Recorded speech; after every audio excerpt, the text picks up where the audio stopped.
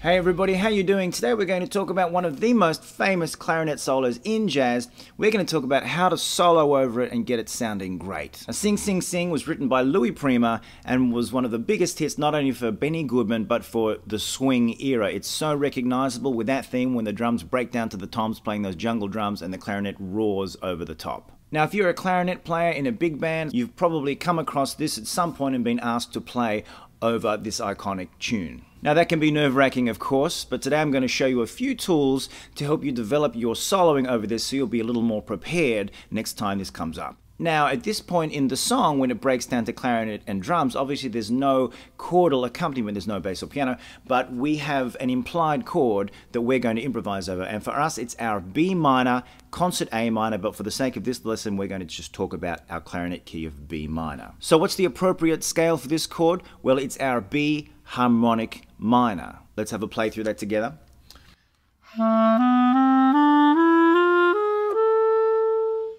Now what's very important in this scale is the accidental, our A sharp. Now it's not in the key signature as C sharp and F sharp, but it's a very important part of that scale because it defines the sound of our B minor here. Now even though the A sharp is not in our B minor chord, B, D, F sharp, B, the A sharp has an implication. It implies the F sharp 7 chord, the dominant chord of our B minor. Now you may have dealt with that a little bit in music theory, the dominant chord resolving to the tonic, in this case the F sharp 7 resolving to B minor.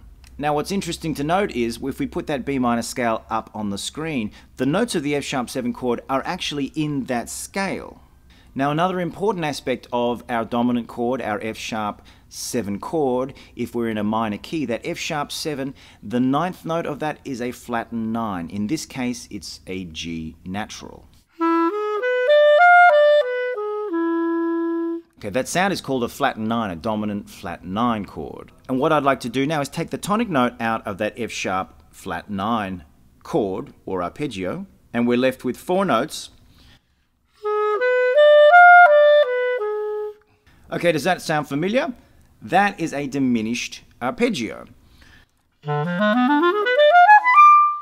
Now I don't want to get too deep into the theory behind diminished chords and arpeggios other than to say this is something that's called a symmetrical scale or arpeggio, in the fact that we could think of this as a G diminished arpeggio, a B flat diminished arpeggio, C sharp diminished arpeggio, or our E diminished arpeggio. It's all the same thing.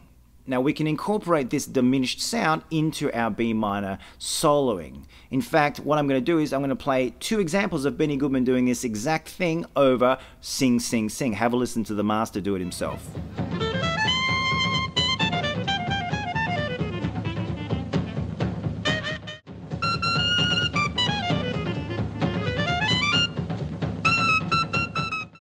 Okay, so here's a simple exercise that you can work on yourself to help develop your improvising over that minor vamp. What I'm going to do is I'm going to play 1 bar improvising using my B minor arpeggio in different forms, changing up the rhythms, etc. And then the second bar improvising just using my diminished arpeggio.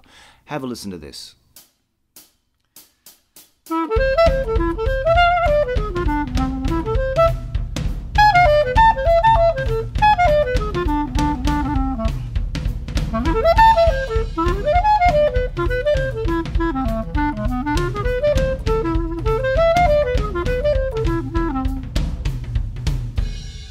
Okay, so that should give you plenty to work on for now. If you'd like to dig a little deeper, we just released a brand new ebook called Harmonic Minor Scale Bootcamp. It's got over 100 scale, arpeggio, and jazz lick exercises to help you really get deep into this concept in all 12 keys. Oh, one more thing, if you'd like to download that Sing Sing Sing drum backing, you can do that for free by becoming a member at jazzclarinetlessons.com.